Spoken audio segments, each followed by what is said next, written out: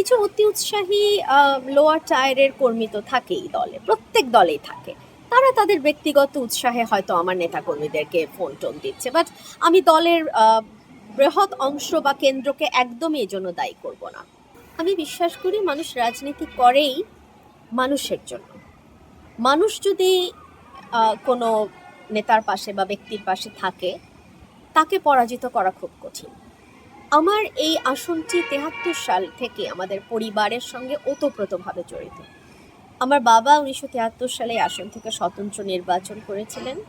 এখন আমি এই আসন থেকে স্বতন্ত্র নির্বাচন করছি, এবং আমি যেখানেই যাই, বিশেষ করে মুরব্বী যারা এলাকার, একদম মুরব্বী বয়স্ক মানুষ, ওনারা কিন্তু দৌড়ায় আসেন যে অলি আহাদ ভাইয়ের মেয়ে আসছে। সো এটা আমার জন্য একটা বিরাট প্লাস পয়েন্ট।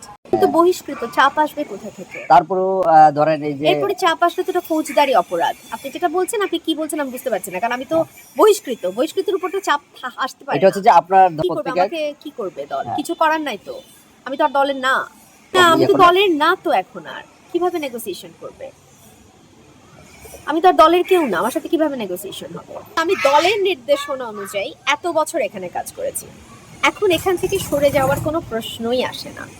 আর দল থেকে তো আমাকে বহিষ্কার করেছে, সুতরাং আমার সঙ্গে তো আর সমঝোতা হবার কিছু নাই। আমাকে তো বহিষ্কার করেছে।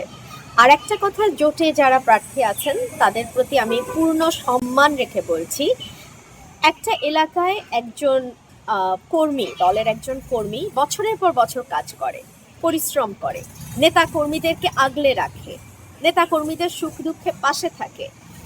সো তাদের সাথে নেতা কর্মীদের যে বন্ডিংটা তৈরি হয়, সেটা হঠাৎ করে অন্য দল থেকে এসে নির্বাচনের আগে হঠাৎ করে সেটা হয় না।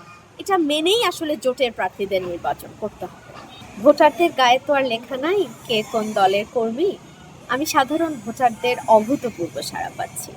তবে হ্যাঁ, আমার কোনো কর্মী এসে আমাকে বলছে যে ফোন আসছে, বা কিছু কিছু জায়গায় হয়তো বলা হচ্ছে যে আমার কাজ করলে মামলা দেয়া হবে, এরকম কথাবার্তা।